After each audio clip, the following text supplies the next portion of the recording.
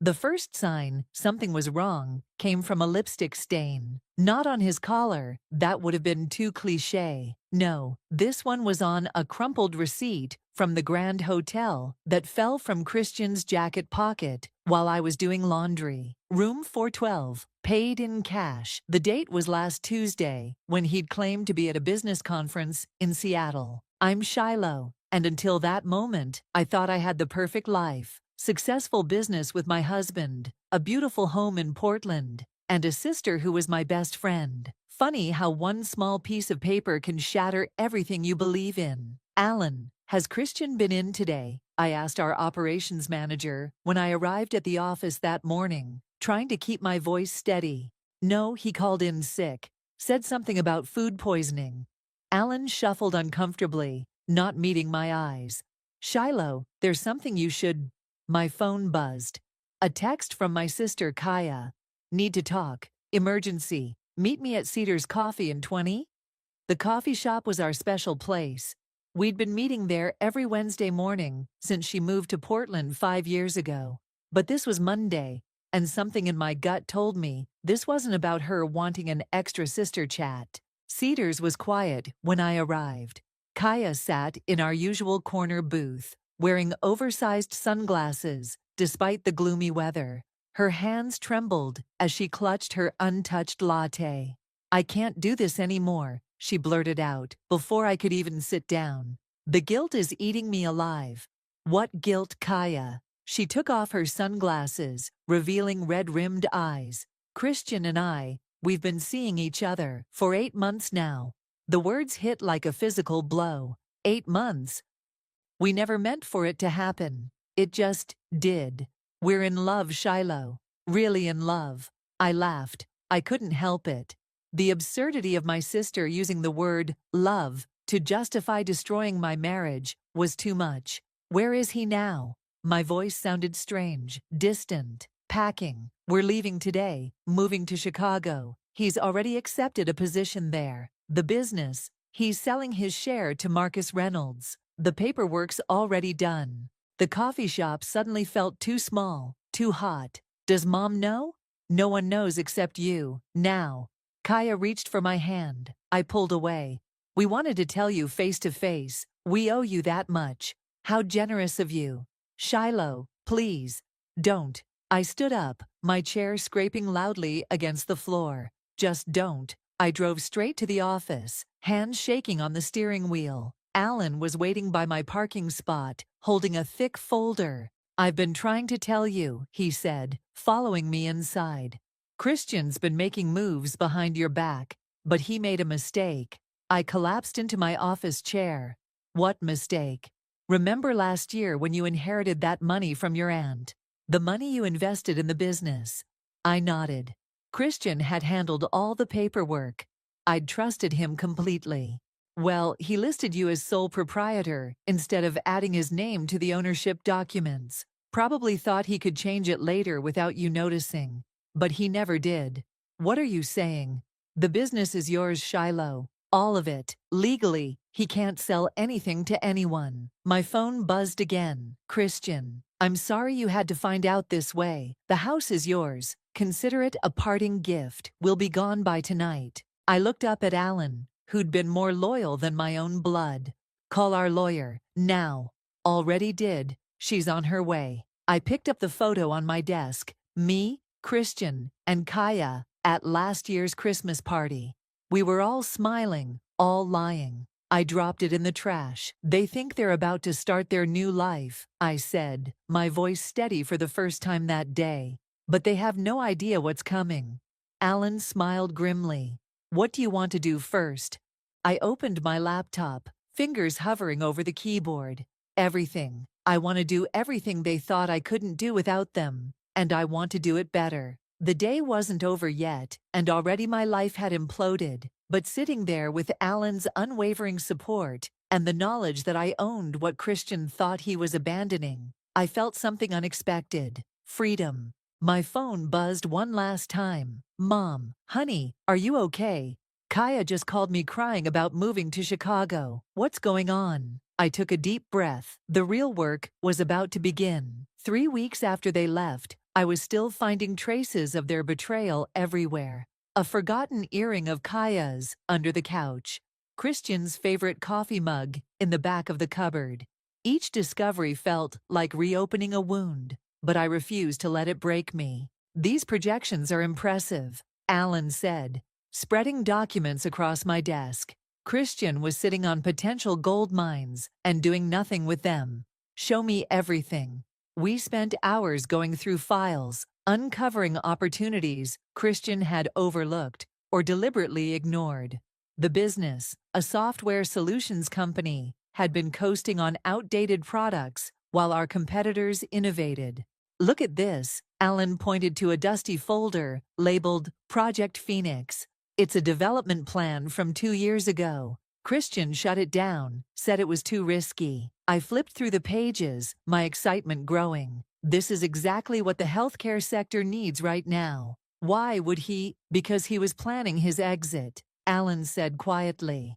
Success would have meant staying committed to the company longer. My phone rang. Mom again. I'd been avoiding her calls, but I couldn't hide forever. Honey, please talk to me, she pleaded. I've left dozens of messages. I'm working, Mom. You're always working now. Come over for dinner tonight, please. I glanced at the mountain of work on my desk. I can't. Shiloh, Alan interrupted. Go. The work will still be here tomorrow. 2 hours later, I sat in Mom's familiar kitchen, the smell of her lasagna filling the air. She placed a glass of wine in front of me and sat down. Talk to me, baby. The whole story spilled out. The receipt, the coffee shop confession, the business ownership. Mom listened without interrupting, her face growing darker with each detail. I'll never speak to her again, she declared when I finished. Either of them. Mom, don't. They're dead to me. You're my daughter, and they hurt you.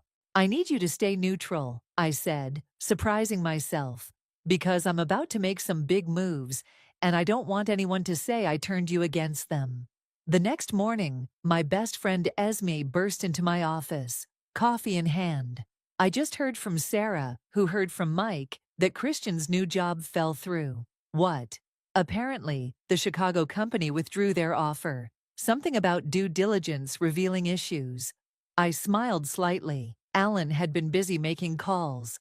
Good, Esme declared. Now tell me about this Project Phoenix. Alan filled me in. I pulled out the folder. It's a healthcare management system that could revolutionize how smaller clinics handle patient data. Christian thought it was too ambitious, but you're not Christian, Esme finished.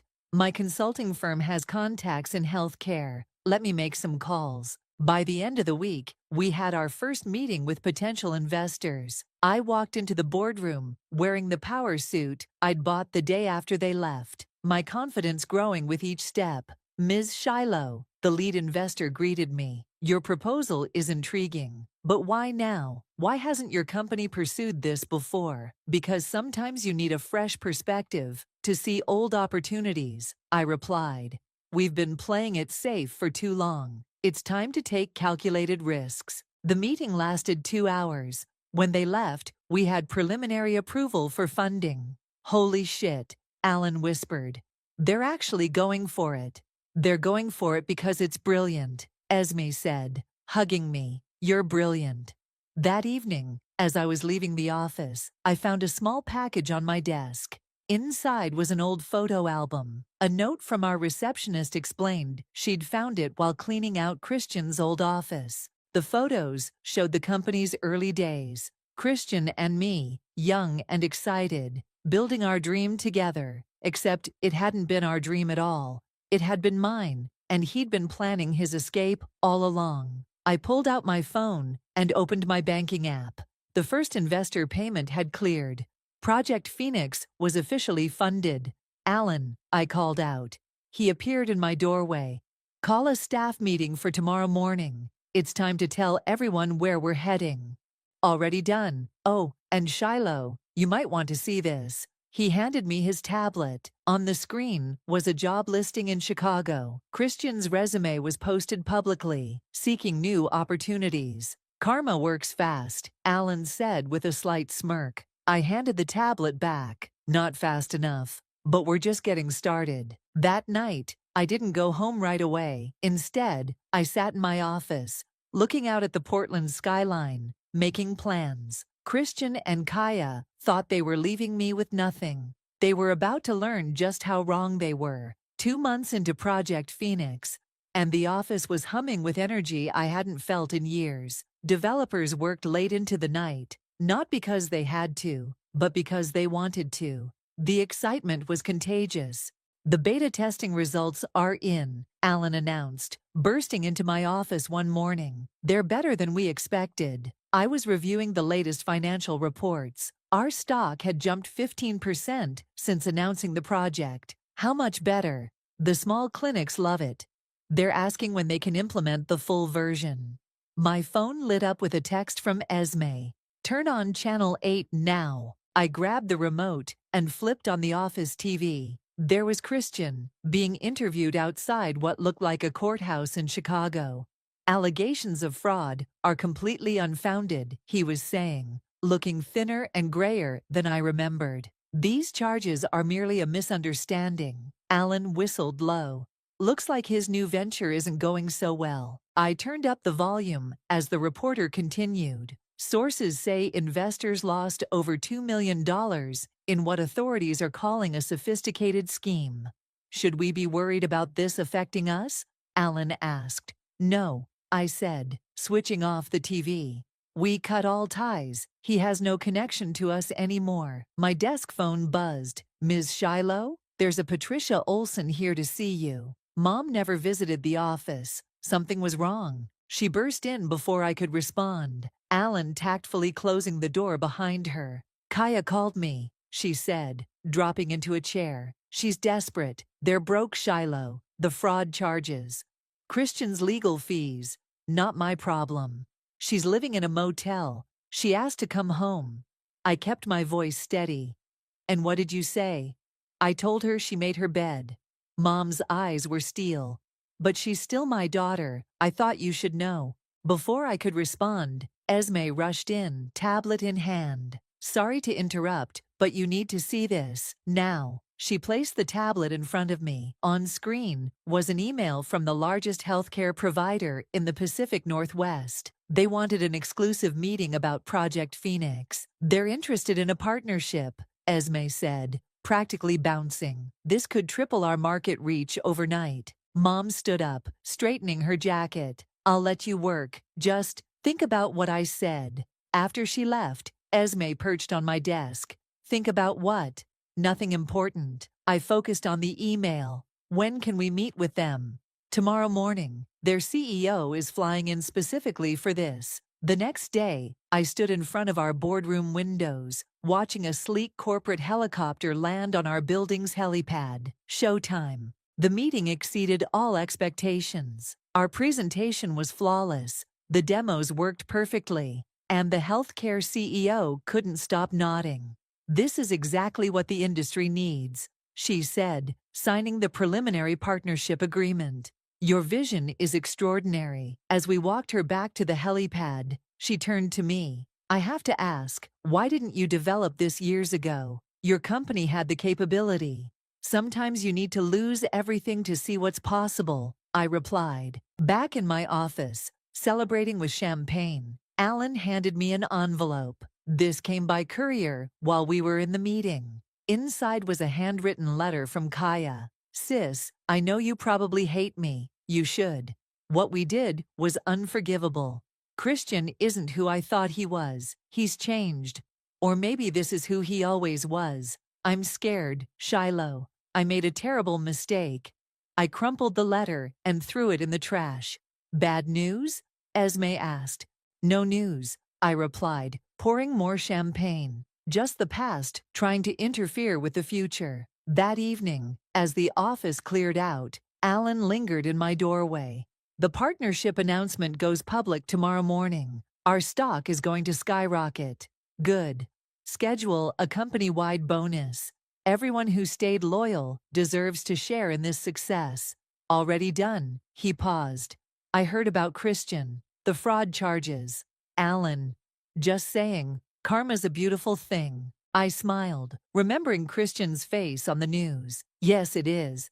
My phone buzzed with another text from Mom. Kaya's back in Portland, staying at the Riverside Motel, room 116, just so you know. I deleted the message without responding. Let her stay there. Let her feel what it's like to lose everything. The city lights flickered on outside my window as dusk settled over Portland. Somewhere out there, my sister was probably crying in a cheap motel room while her world fell apart. Meanwhile, I was signing partnership deals worth millions. Ready to head out? Esme asked, coat in hand. I looked at my desk, at the partnership agreement, at everything I'd built from the ashes they'd left behind. Actually, I said, I think I'll stay a bit longer. Tomorrow's going to be a big day. 6 months after the healthcare partnership, I barely recognized our company. The office had expanded to 3 floors, our staff had doubled, and Project Phoenix was revolutionizing medical data management across the country.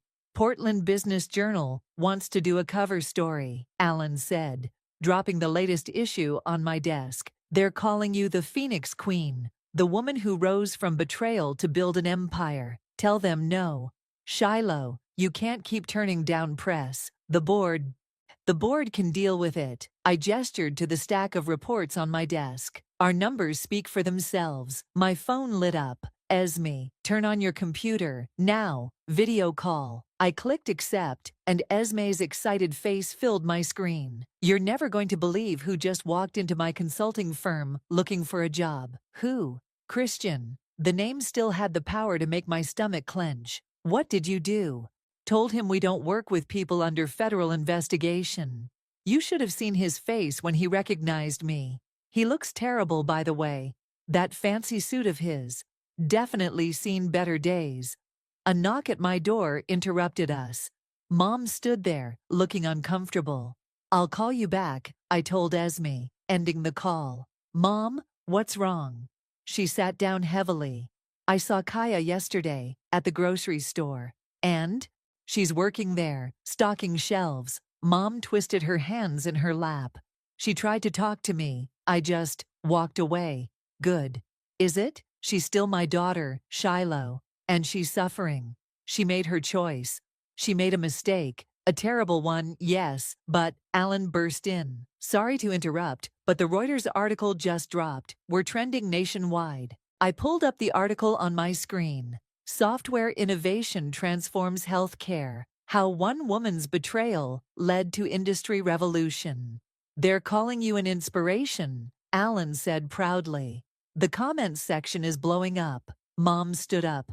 I can see you're busy. Just think about what I said. People can change. After she left, Alan lingered. Everything okay? Fine. What's next on the agenda? Board meeting in an hour. Quarterly projections are through the roof. Oh, and he hesitated. Christian's lawyer called. He wants to discuss a settlement. I laughed. For what? He's claiming partial ownership of Project Phoenix. Says the initial concept was his. Send them the dated documents proving otherwise. And Alan, make sure our lawyer reminds them about those fraud charges in Chicago. The board meeting was a triumph. Every projection exceeded expectations, and Project Phoenix was expanding faster than we could handle. We need to hire more developers, our CTO announced. The demand is overwhelming. Approved, I said. Whatever you need. Walking back to my office, I overheard 2 employees talking. Did you see who was in the lobby earlier? Christian. Security had to escort him out. No way. What did Shiloh do? She didn't even go down, just had security remove him. Ice cold. After what he did, he deserved it. I smiled, remembering the security footage I'd watched earlier. Christian, disheveled and desperate, trying to talk his way past reception. How the mighty had fallen. Esme called again that evening. Dinner? You need to get out of that office. Can't. Too much work. Shiloh, you're the talk of the tech world. You've won. Take a victory lap. This isn't about winning. No? Then what's it about? Before I could answer, my assistant buzzed in. Ms. Shiloh, there's a delivery for you. A large envelope sat on my desk. Inside was a magazine, Modern Bride. The subscription label showed Kaya's name, but her old address at my house. On the cover, a happy couple smiled beneath the headline, "Fresh Starts, Beginning Again After Betrayal." My phone buzzed with a text from an unknown number. "I see you're doing well. We should talk." See, I blocked the number and dropped the magazine in the shredder.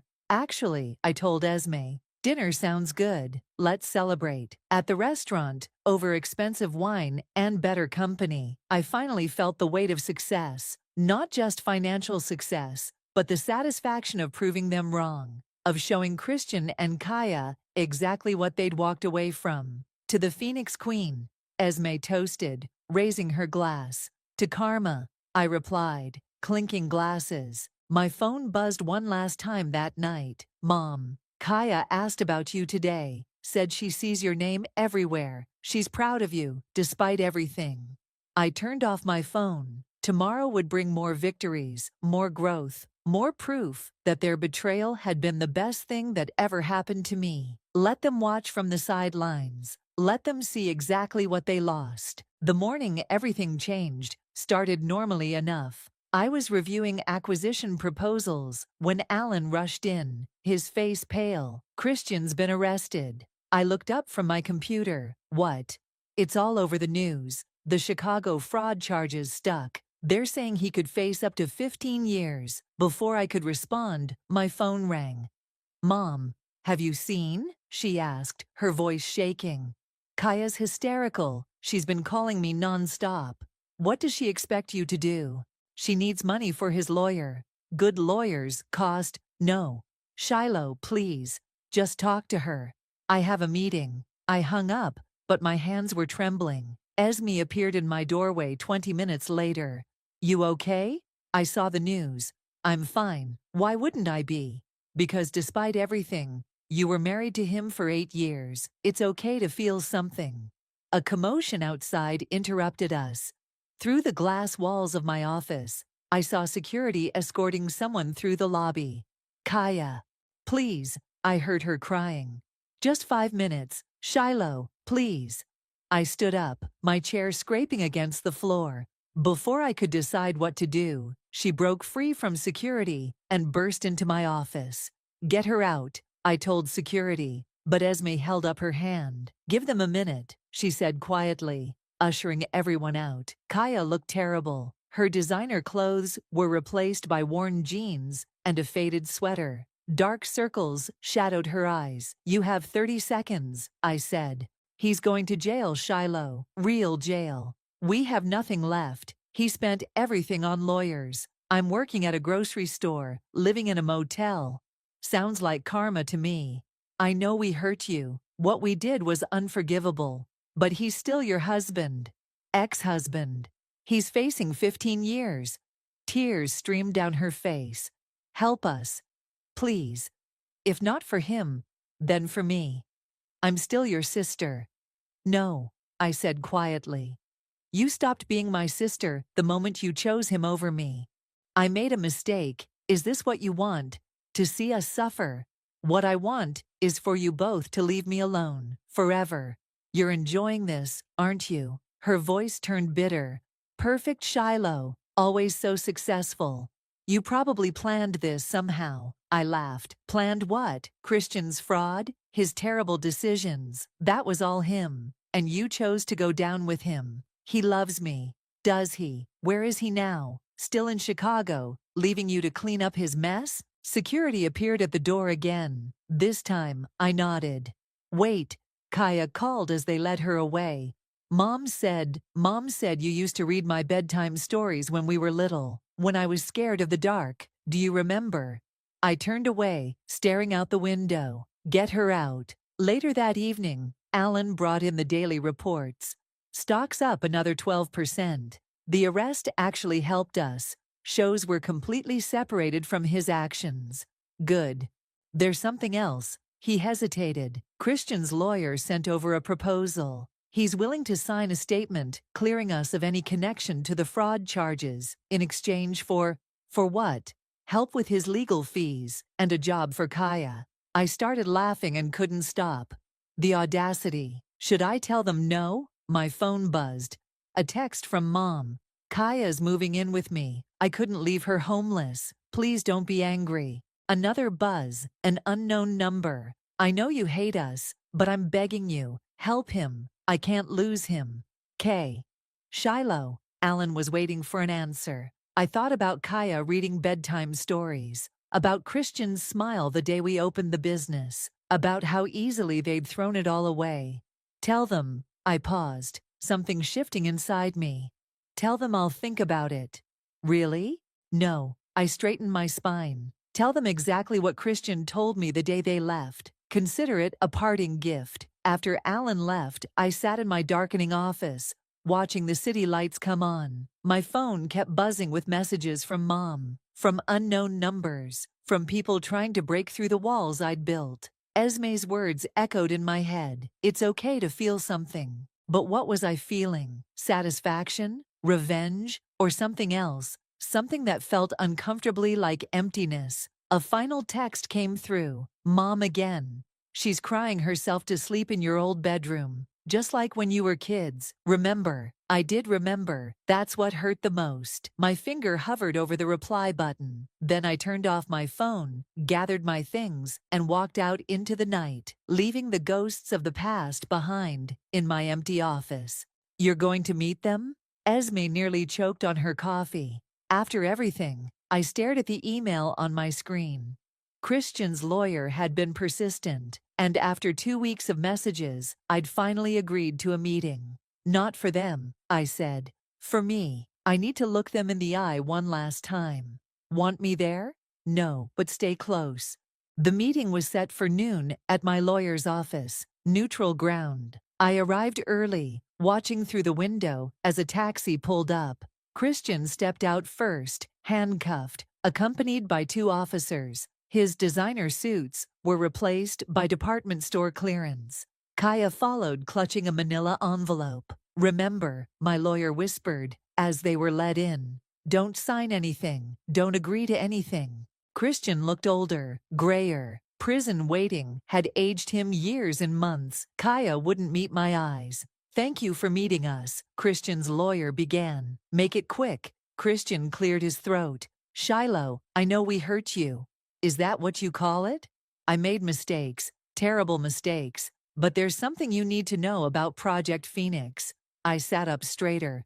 What about it? The original concept. It wasn't entirely mine to abandon. Kaya finally looked at me. Show her. She slid the manila envelope across the table. Inside were old documents, dated 3 years ago. Project Phoenix proposals, but with a crucial difference. They had my signature on them. I don't understand, I said. You were sick that week, Christian said quietly. Food poisoning. You signed a bunch of documents from home without really reading them.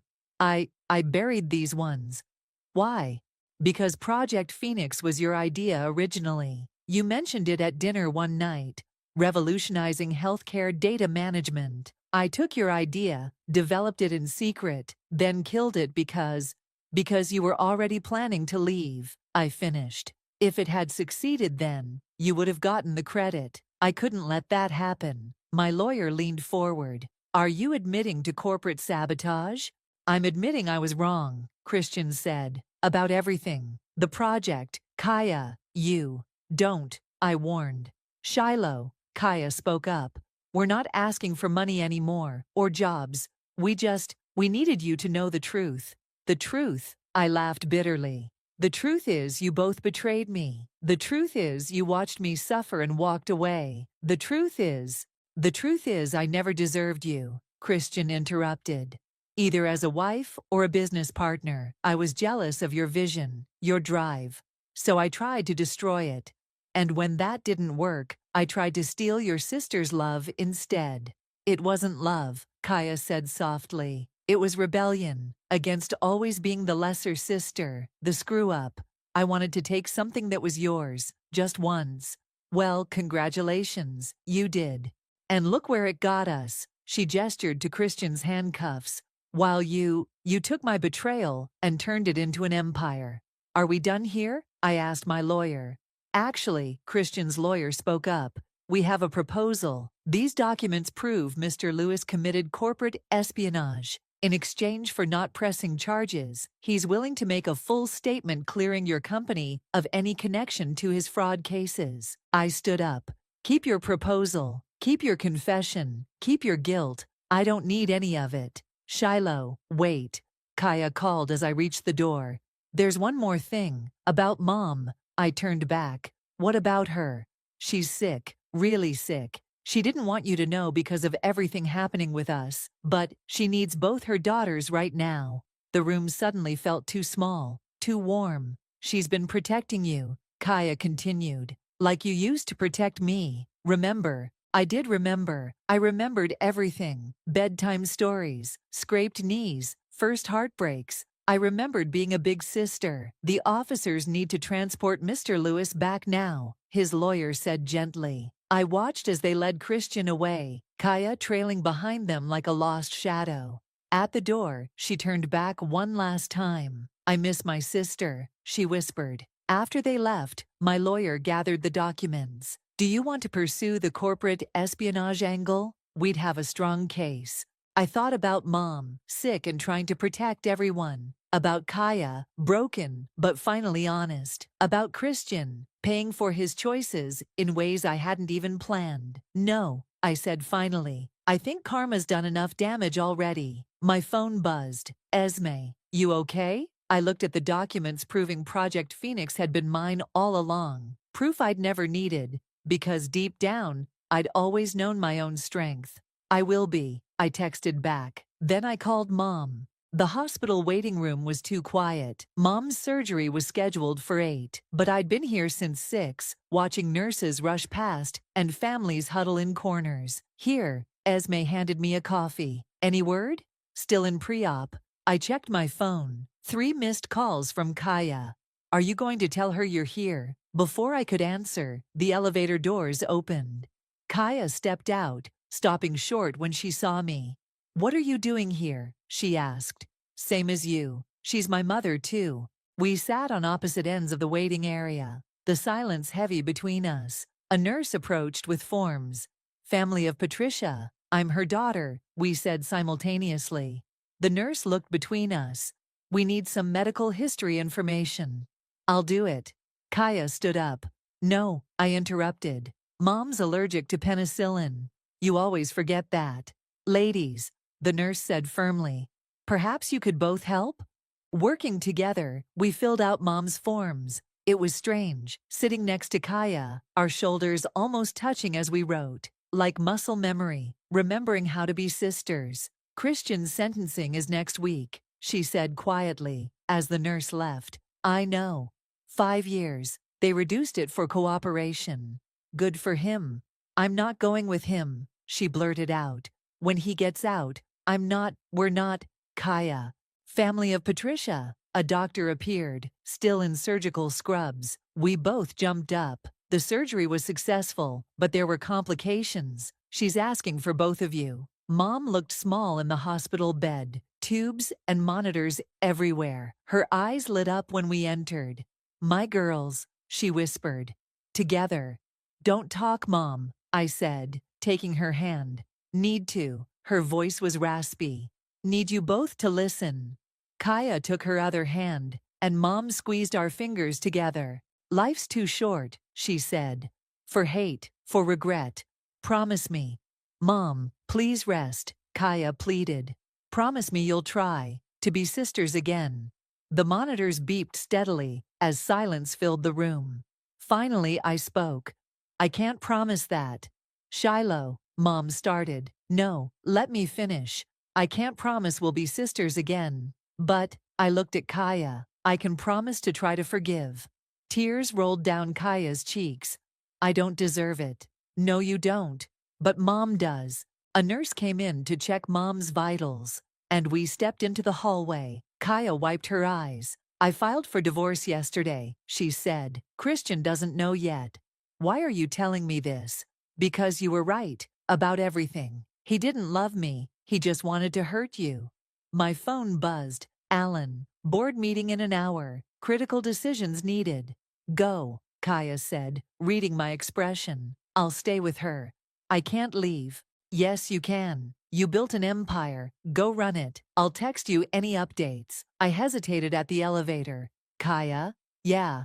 Mom's allergic to morphine too. Don't forget to tell them. She nodded, a ghost of our old connection passing between us. The board meeting was tense. Our biggest competitor was making a move to acquire us. It's a generous offer, the CFO argued. It's not about money, I replied. It's about legacy, about building something that lasts. Like family, Alan whispered beside me. My phone lit up with a text from Kaya. Mom's awake, asking for you. Meeting adjourned, I announced. We're not selling, ever. Back at the hospital, I found Kaya in the cafeteria. Coffee? She offered. Thanks, I sat down. Remember when we were kids and Mom had her appendix out? We stayed in the waiting room all night. You were scared. You told me stories until I fell asleep. We sat in silence, sipping bad hospital coffee. I'm moving back to Seattle, she said finally. After Mom recovers, fresh start. Good. Shiloh, thank you for not pressing charges about Project Phoenix, for not destroying us completely when you could have. I didn't do it for you. I know, you did it for you, because you're stronger than both of us. My phone buzzed again. The competitor's final offer, even higher than before. Excuse me, I said, standing. I need to make a call. Go ahead. Kaya smiled sadly. You built something amazing from our betrayal. Don't let anyone take that from you. I walked to the window, looking out at the city where I'd lost everything, and found myself. Behind me, my sister waited. In front of me, my empire beckoned. Sometimes the hardest part of winning isn't the victory itself. It's deciding what to do after you've won. The answer is still no, I told the board, closing my laptop with finality. We're not selling. Through my office window, I could see Mom walking in the garden of her rehabilitation center, Kaya steadying her arm. The autumn leaves were turning, matching Mom's new copper wig. My phone buzzed. Alan. Christian's sentencing is in an hour. Thought you should know. I grabbed my coat. Meeting adjourned. The courthouse was packed with reporters. I slipped in the back just as the judge began speaking. Christian stood at the front, shoulders slumped. Kaya wasn't there. 5 years, the judge announced, with possibility of parole after 3. As they led him away, Christian's eyes met mine. I didn't look away. He nodded once, understanding passing between us. Not forgiveness, but acknowledgement. An ending. My phone lit up. Kaya, Mom's asking for you. Says it's important. I found them in the garden. Mom looking stronger than she had in weeks. Sit. She patted the bench beside her. Both of you. Mom, if this is another attempt at... Quiet, Shiloh. Listen. She pulled out an old envelope. I found this while cleaning out the attic. It's from when you girls were little. Inside was a crayon drawing. 2 stick figures holding hands. Best sisters forever. Written in wobbly children's handwriting. Kaya drew this, Mom said. The day Shiloh defended her from bullies at school. Mom, please. I'm not finished. She pulled out another paper. And this is from last week. It was a news article about Project Phoenix, but with handwritten notes in the margins. Kaya's handwriting. She did it. She really did it. I'm so proud. You've been writing about me? I asked Kaya. She blushed. Every success, every milestone. I kept track of all of them. Why? Because you're still my sister, even when I didn't deserve to call you that. Mom took our hands, just like in the hospital. Life gave you both second chances. What you do with them is up to you. My phone buzzed. Esme, competitor's final deadline in an hour. Need your answer. Go, Mom said. But remember what matters. Back at the office, Alan was waiting with the contract. They've offered 20% above market value. It's unprecedented. I stared at the signature line, thinking about second chances, about choices. Call them, I said. To accept? To tell them I'm buying them instead. His jaw dropped. What? Project Phoenix isn't just software anymore. It's about healing, about fixing what's broken. I smiled. Tell them I'll give them 10% above their last offer, but we maintain controlling interest. That's brilliant. No, I said. That's karma. That evening I drove to Mom's rehab center one last time. She was moving home tomorrow, strong enough to manage on her own again. Kaya was packing Mom's things when I arrived. Seattle's going to be good for you, I said. How did you? Mom told me about the job offer, the fresh start. She folded a sweater carefully. I'm scared. Good. Fear means you're growing. Like you did after we left. No, I sat down. I didn't grow because you left. I grew because I chose to. She nodded, understanding. The company, I saw the news about the acquisition. Congratulations. Thanks, I hesitated. You know, we're expanding to Seattle. Her hands stilled. Oh? The healthcare network there needs Project Phoenix. We'll need someone who knows the system. Someone looking for redemption. Shiloh. Entry-level position. No favors. You'll have to earn every promotion. Why? Because Mom's right. Life's too short for hate, but it's also too short for regret. I stood up. Think about it. As I turned to leave, she called out, "Hey, sis." I stopped. It was the first time she'd called me that since the betrayal. That drawing, Best Sisters Forever, I meant it then. I know. I looked back at her. Maybe someday we'll mean it again. Outside, the autumn wind scattered leaves across the parking lot. My phone buzzed with another message about the acquisition, but for once, I didn't check it immediately. Instead, I thought about a little girl drawing stick figures, about a woman tracking her sister's successes, even through shame, about a mother's love strong enough to bridge any divide. Sometimes the greatest victory isn't in destroying your enemies, but in choosing not to. Sometimes healing comes not from forgiveness, but from the willingness to try. I got in my car and drove toward tomorrow, leaving the past where it belonged, behind me, but not forgotten. Just forgiven enough to move forward, enough to move forward, enough to move forward, enough to move forward, enough to move forward.